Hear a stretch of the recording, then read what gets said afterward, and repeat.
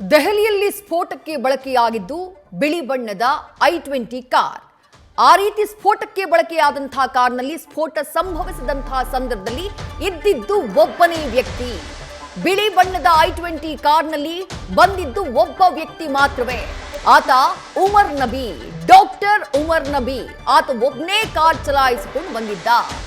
ಆತ ಆತ್ಮಾಹುತಿ ದಾಳಿಯನ್ನ ಮಾಡಿರುವಂತಹ ಶಂಕೆ ವ್ಯಕ್ತವಾಗ್ತಾ ಇದೆ. ಡಾಕ್ಟರ್ ಉಮರ್ಗೆ ಬ್ಲಾಸ್ಟ್ನಲ್ಲಿ ಹಲವರು ಸಾಥ್ ಕೊಟ್ಟಿರುವ ಬಗ್ಗೆ ಮಾಹಿತಿ ಕೂಡ ಸಿಗ್ತಾ ಇದೆ. ಡೀಟೇಲ್ಸ್ ನಮ್ಮ ಪ್ರತಿನಿಧಿ ಚಂದ್ರಮೋಹನ್ ನೀಡ್ತಾ ಹೋಗ್ತಾರೆ. ಚಂದ್ರಮೋಹನ್, ಡಾಕ್ಟರ್ ಉಮರ್ ಒಬ್ಬನೇ ಆ ಕಾರ್ನಲ್ಲಿ ಇದ್ದಿದ್ದು ಅನ್ನೋದು ಈ ಕನ್ಫರ್ಮ್ ಆಗ್ತಾ ಇದೆ. ಸಿಸಿಟಿವಿ ಫುಟೇಜ್ ಲಭ್ಯವಾಗಿರುವಂತಹ ಸಿಸಿಟಿವಿ ಫುಟೇಜ್ ನಲ್ಲೂ ಕೂಡ ಆ ಬಗ್ಗೆ ಕ್ಲಾರಿಟಿ ಸಿಗ್ತಾ ಇದೆ. ಡಾಕ್ಟರ್ ಉಮರ್ನ ಉದ್ದೇಶ ಏನಾಗಿರಬಹುದು? ಇದು ಫಿದಾಯಿನ್ ಸ್ಟೈಲ್ ನ ಒಂದು ಸೂಸೈಡ್ ಬಾಂಬ್ ಅಟ್ಯಾಕ್ ಆಗಿರಬಹುದಾ? ಏನ್ ಮಾಹಿತಿ ಸಿಗ್ತಾ ಇದೆ ತನಿಖೆಯ ಸಂದರ್ಭದಲ್ಲಿ ಚಂದ್ರಮೋಹನ್? ಹೌದು ವಿದೇಶಿ, ಈಗ ಕಾರು ಸಂಚರಿಸಿದಂತ ರಸ್ತೆಯ ಸಿಸಿಟಿವಿ ದೃಶ್ಯಾವಳಿಗಳೆಲ್ಲವನ್ನು ಕೂಡ ಈಗಾಗಲೇ ದೆಹಲಿ ಪೊಲೀಸರು ಪರಿಶೀಲನೆ ನಡೆಸಿದ್ದಾರೆ. ಈ ಕಾರು ಒಂದು ಮಸೀದಿಯ ಬಳಿ ಮಧ್ಯಾಹ್ನ 3 ಗಂಟೆ ಸುಮಾರಿಗೆ ನಿಂತಿತ್ತು. ಸುಮಾರು ಅಲ್ಲಿ 2 ರಿಂದ 3 ಗಂಟೆಗಳ ಕಾಲ ನಿಂತಿತ್ತು. ಅದಾದ ಬಳಿಕ ಸಂಜೆ 6 ಗಂಟೆ ನಂತರ ಆ ಕಾರನ್ನ ಇದೇ ಡಾಕ್ಟರ್ ಉಮರ್ ನಬಿ ಒಬ್ಬನೇ ಡ್ರೈವ್ ಮಾಡಿಕೊಂಡು ದೆಹಲಿಯ ರೆಡ್ ಫೋರ್ಟ್ ಕಡೆಗೆ ಬಂದಿದ್ದಾನೆ. ರೆಡ್ ಫೋರ್ಟ್ ನ ಸಿಗ್ನಲ್ ಬಳಿ ಕಾರನ್ನ ನಿಧಾನವಾಗಿ ನಿಲ್ಲಿಸಿದ್ದಾನೆ. ನಿಧಾನವಾಗಿ ನಿಲ್ಲಿಸಿದಂತ ಕೆಲವೇ ಸೆಕೆಂಡ್ಗಳಲ್ಲಿ ಕಾರ್ನಲ್ಲಿದ್ದಂತ ಸ್ಫೋಟವಾಗಿದೆ. ಅದರ ಪರಿಣಾಮವಾಗಿನೇ ಕಾರು ಕೂಡ ಸಂಪೂರ್ಣವಾಗಿ ಛಿದ್ರ ಆಗಿದೆ. ಜೊತೆಗೆ ಈ ಕಾರ್ನಲ್ಲಿದ್ದಂತ ಕಾರನ್ನ ಡ್ರೈವ್ ಮಾಡ್ತಾ ಇದ್ದಂತ ಡಾಕ್ಟರ್ ಉಮರ್ ನಬಿ ಕೂಡ ಸಾವನ್ನಪ್ಪಿದ್ದಾನೆ. ಅಕ್ಕಪಕ್ಕದ ಕಾರ್ಗಳಲ್ಲಿ ಇದ್ದಂತವರು ಕೂಡ ಸಾವನ್ನಪ್ಪಿದ್ದಾರೆ. ಅಕ್ಕಪಕ್ಕದ ಕಾರ್ಗಳಲ್ಲಿ ಕೂಡ ಬೆಂಕಿ ಹೊತ್ಕೊಂಡಿದೆ. ಜೊತೆಗೆ ರಸ್ತೆಯಲ್ಲಿ ಹೋಗ್ತಾ ಇದ್ದಂತವರು ಕೂಡ ಸಾವನ್ನಪ್ಪಿದ್ದಾರೆ. ಉಳಿದಂತ ಜನ ಕೂಡ ಗಾಯಗೊಂಡಿದ್ದಾರೆ. ಮುಖ್ಯವಾಗಿ ಈ ಉಮರ್ ನಬಿ ಜಮ್ಮು ಕಾಶ್ಮೀರದ ಪುಲ್ವಾಮಾ ಜಿಲ್ಲೆಯವನೇ. ಈತ ಕೂಡ ಡಾಕ್ಟರ್ ಮುಜಮಿಲ್ ಶಕೀಲು ಜೊತೆಗೆ ಡಾಕ್ಟರ್ ಅಬ್ದುಲ್ ರಾತೀರ್ ಜೊತೆಗೆ ಸಂಪರ್ಕದಲ್ಲಿ ಇದ್ದಂತವನು. ಇವು ಎಲ್ಲಾ ವೈದ್ಯರುಗಳು ಸೇರ್ಕೊಂಡೇ ತಮ್ಮದೇ ಆದಂತಹ ಒಂದು ಜೈಷ್ ಇ ಮೊಹಮ್ಮದ್ ಟೆರರ್ ನೆಟ್ವರ್ಕ್ ಅನ್ನ ಪುಲ್ವಾಮಾ ಜಿಲ್ಲೆಯಲ್ಲಿ ರಚನೆಯನ್ನ ಮಾಡ್ಕೊಂಡಿದ್ರು. ಆ ಟೆರರ್ ನೆಟ್ವರ್ಕ್ ಅನ್ನೇ ಅದನ್ನ ದೇಶದ ಬೇರೆ ಬೇರೆ ಭಾಗಗಳಿಗೆ ವಿಸ್ತರಣೆಯನ್ನ ಮಾಡಬೇಕು ಮತ್ತು ದೇಶದ ಬೇರೆ ಬೇರೆ ಭಾಗಗಳಲ್ಲಿ ದೊಡ್ಡ ಮಟ್ಟದಲ್ಲಿ ಭಯೋತ್ಪಾದನಾ ಸ್ಫೋಟವನ್ನು ನಡೆಸಬೇಕು ಅನ್ನೋ ಒಂದು ಸಂಚನ್ನು ಕೂಡ ರೂಪಿಸಿಕೊಂಡಿದ್ರು ಅನ್ನೋದು ಮೊನ್ನೆನೆ ಜಮ್ಮು ಕಾಶ್ಮೀರ ಪೊಲೀಸರು ನಡೆಸಿದಂತಹ ತನಿಖೆಯಲ್ಲಿ ತಿಳಿದು ಬಂದಿತ್ತು. ಆ ಒಂದು ಮಾಹಿತಿಯ ಆಧಾರದ ಮೇಲೆ ಜಮ್ಮು ಕಾಶ್ಮೀರದ ಪೊಲೀಸರು ಸಹರಾನ್ಪುರ ಮತ್ತು ಹರಿಯಾಣದ ಫರೀದಾಬಾದ್ ಜಿಲ್ಲೆಗಳಲ್ಲಿ ದಾಳಿಯನ್ನು ನಡೆಸಿ ಸ್ಫೋಟಕಗಳನ್ನು ವಶಪಡಿಸಿಕೊಂಡಿದ್ರು. ಆದ್ರೆ ಡಾಕ್ಟರ್ ಮುಜಮಿಲ್ ಶಕೀಲು ಮತ್ತು ಡಾಕ್ಟರ್ ಅಬ್ದುಲ್ ರಾತೀರ್ ಜೊತೆಗಿದ್ದಂತಹ ಈ ಡಾಕ್ಟರ್ ಉಮರ್ ನಬಿ ಮಾತ್ರ ನಾಪತ್ತೆಯಾಗಿದ್ದ. ಈತನಿಗಾಗಿ ಹುಡುಕಾಟವನ್ನ ಜಮ್ಮು ಕಾಶ್ಮೀರ ಪೊಲೀಸರು ಮತ್ತು ಹರಿಯಾಣ ಪೊಲೀಸರು ನಡೆಸ್ತಾ ಇದ್ರು. ಪೊಲೀಸರು ಒಂದ್ ಕಡೆ ಹುಡುಕಾಟ ನಡೆಸುವಂತಹ ಸಂದರ್ಭದಲ್ಲಿ ನಿನ್ನೆ ಸಂಜೆ ಇದೇ ಉಮರ್ ನಬಿ ಈ i20 ಕಾರನ್ನ ಡ್ರೈವ್ ಮಾಡಿಕೊಂಡು ಡೆಲ್ಲಿಯ ರೆಡ್ ಫೋರ್ಟ್ ಬಳಿಗೆ ಬಂದು ಅದನ್ನ ಸ್ಫೋಟಿಸಿಕೊಂಡು ತಾನು ಕೂಡ ಸಾವನ್ನಪ್ಪಿದ್ದಾನೆ.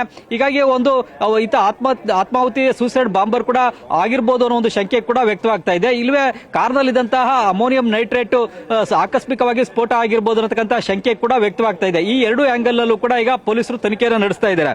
ಇನ್ನುಳಿದಂತೆ ಪುಲ್ವಾಮಾ ಜಿಲ್ಲೆಯ ಉಮರ್ ನಬಿಗೆ ಪುಲ್ವಾಮಾದಲ್ಲೂ ಕೂಡ ಕೆಲವರು ಸಹಾಯವನ್ನ ಮಾಡಿದ್ದಾರೆ. ಪುಲ್ವಾಮಾ ಜಿಲ್ಲೆಯಲ್ಲಿ ಇರತಕ್ಕಂತ ಅಮೀರ್ ರಶೀದ್ ಮೀರು, ಉಮರ್ ರಶೀದ್ ಅನ್ನುವ ಇಬ್ಬರು ಸಹೋದರರು ಕೂಡ ಸಹಾಯವನ್ನ ಮಾಡಿದ್ದಾರೆ. ಕಾರು ಈತನಿಗೆ ಸಿಗುವಂತೆ ಮತ್ತು ಬೇರೆ ಬೇರೆ ಲಾಜಿಸ್ಟಿಕಲ್ ಸಪೋರ್ಟ್ ಅನ್ನ ಪುಲ್ವಾಮಾದ ಇದೇ ಅಮೀರ್ ರಶೀದ್ ಮೀರು, ಉಮರ್ ರಶೀದ್ ಎಂಬ ಸಹೋದರರು ಮಾಡಿದ್ದಾರೆ. ಆದ್ರೆ ಇವರು ಯಾವತ್ತೂ ಕೂಡ ಜಮ್ಮು ಕಾಶ್ಮೀರವನ್ನ ಬಿಟ್ಟು ಡೆಲ್ಲಿಗೆ ಹೋಗಿಲ್ಲ ಅಂತೇಳಿ ಅವರ ಕುಟುಂಬದ ಸದಸ್ಯರು ಹೇಳ್ತಾ ಇದ್ದಾರೆ. ಆದ್ರೆ ಇವರು ಜಮ್ಮು ಕಾಶ್ಮೀರದಲ್ಲಿ ಇತ್ಕೊಂಡೇನೆ ಉಮರ್ ನಬಿಗೆ ಬೇಕಾದಂತ ಕಾರ್ನ ವ್ಯವಸ್ಥೆ ಮಾಡ್ಕೊಳ್ಳಾಗಬಹುದು ಅಥವಾ ಸ್ಫೋಟಕವನ್ನ ಜಮ್ಮು ಕಾಶ್ಮೀರದಿಂದಲೇ ಫರೀದಾಬಾದ್ಗೆ ಸಾಗಿಸತಕ್ಕಂತ ಕೆಲಸವನ್ನ ಮಾಡಲಿಕ್ಕೆ ಸಹಾಯವನ್ನು ಕೂಡ ಮಾಡಿರಬಹುದು ಅನ್ನೋ ಒಂದು ಶಂಕೆ ಕೂಡ ವ್ಯಕ್ತವಾಗ್ತಾ ಇದೆ. ಹೀಗಾಗಿ ಇವರಿಬ್ಬರನ್ನು ಕೂಡ ಈಗ ಜಮ್ಮು ಕಾಶ್ಮೀರದ ಪೊಲೀಸರೇ ಬಂಧಿಸಿದ್ದಾರೆ. ಮುಖ್ಯವಾಗಿ ಉಮರ್ ರಶೀದ್ ಪ್ಲಂಬರ್ ಆಗಿ ಕೆಲಸವನ್ನ ಮಾಡ್ತಾ ಇದ್ದ. ಅಮೀರ್ ರಶೀದ್ ಎಂಬಾತ ಜಮ್ಮು ಕಾಶ್ಮೀರದ ಇಂಧನ ಇಲಾಖೆಯಲ್ಲಿ ಉದ್ಯೋಗಿ.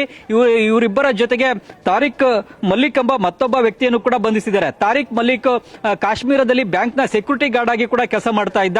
ಈ ಸೆಕ್ಯೂರಿಟಿ ಗಾರ್ಡ್ ಕೂಡ ಈ ಮೂವರು ವೈದ್ಯರುಗಳು ಕೂಡ ಸಹಾಯವನ್ನ ಮಾಡಿದ್ದಾನೆ ಅನ್ನೋ ಒಂದು ಮಾಹಿತಿ ಈಗ ಜಮ್ಮು ಕಾಶ್ಮೀರ ಪೊಲೀಸರಿಗೆ ಸಿಕ್ಕಿದೆ.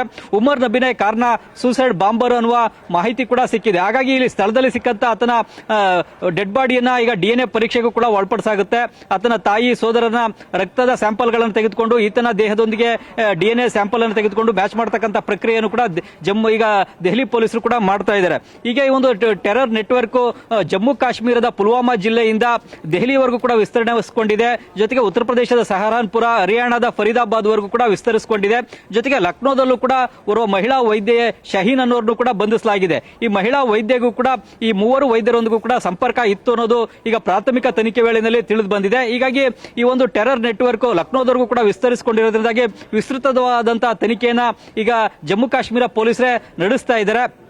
ಇನ್ನು ಈ ಟೆರರ್ ನೆಟ್ವರ್ಕ್ ನಲ್ಲಿ ಬೇರೆ ಯಾರೆಲ್ಲ ಭಾಗಿಯಾಗಿದ್ದಾರೆ ಅನ್ನೋದ್ರ ಬಗ್ಗೆ ಕೂಡ ಈಗ ಮಾಹಿತಿಯನ್ನ ಕಲೆ ಹಾಕಲಾಗ್ತಾ ಇದೆ. ಜೊತೆಗೆ ಈ ಫರೀದಾಬಾದ್ ಜಿಲ್ಲೆನಲ್ಲಿ ಒಂದು ಯೂನಿವರ್ಸಿಟಿನಲ್ಲಿ ಮುಜಮಿಲ್ ಶಕೀಲ್ ಮೆಡಿಸಿನ್ ಪ್ರೊಫೆಸರ್ ಕೂಡ ಆಗಿದ್ದ. ಅಲ್ಲಿ ವೈದ್ಯಕೀಯ ವಿಷಯವನ್ನ ವಿದ್ಯಾರ್ಥಿಗಳಿಗೆ ಬೋಧನೆ ಮಾಡತಕ್ಕಂಥ ವ್ಯಕ್ತಿ ಆಗಿದ್ದುಕೊಂಡೇನೆ ಈ ಸ್ಫೋಟಕಗಳನ್ನ ಸಂಗ್ರಹಿಸಿ ದೇಶವನ್ನ ಹಾಳು ಮಾಡತಕ್ಕಂಥದ್ದು, ದೇಶದಲ್ಲಿ ವಿಧ್ವಂಸಕ ಕೃತ್ಯಗಳನ್ನ ನಡೆಸ್ತಕ್ಕಂತಹದನ್ನ ಈ ಮುಜಮಿಲ್ ಶಕೀಲ್ ಮಾಡಿದ್ದಾನೆ ಅಂತಕ್ಕಂಥದ್ದು ಈಗ ತನಿಖೆ ವೇಳೆಯಲ್ಲಿ ತಿಳಿದು ಬಂದಿದೆ. ಮುಖ್ಯವಾಗಿ ಧರ್ಮಾಂಧತೆ ಅಫೀಮನ್ನ ತಲೆಗೆ ಏರಿಸಿಕೊಂಡೇನೆ ಇವರೆಲ್ಲರೂ ಕೂಡ ಇಲ್ಲಿ ಭಾರತದಲ್ಲಿ ಜಿಹಾದ್ ಕೃತ್ಯವನ್ನ ಈ ರೀತಿಯಾಗಿ ನಡೆಸ್ತಾ ಇದ್ರು ಅಂತಕ್ಕಂಥದ್ದು ಈಗ ಪೊಲೀಸ್ ತನಿಖೆ ವೇಳೆಯಲ್ಲಿ ತಿಳಿದು ಬಂದಿರತಕ್ಕಂಥ ವಿಚಾರ. ಈಗ ಎನ್ಐಎ ಮುಂದೆ ಈ ಕೇಸನ್ನ ತನ್ನ ಹ್ಯಾಂಡ್ ಓವರ್ಗೆ ತೆಗೆದುಕೊಂಡು ವಿಸ್ತೃತವಾದಂತಹ ತನಿಖೆಯನ್ನ ಮತ್ತಷ್ಟು ಆಳವಾದಂತಹ ತನಿಖೆಯನ್ನ ನಡೆಸಬೇಕಾಗಿದೆ.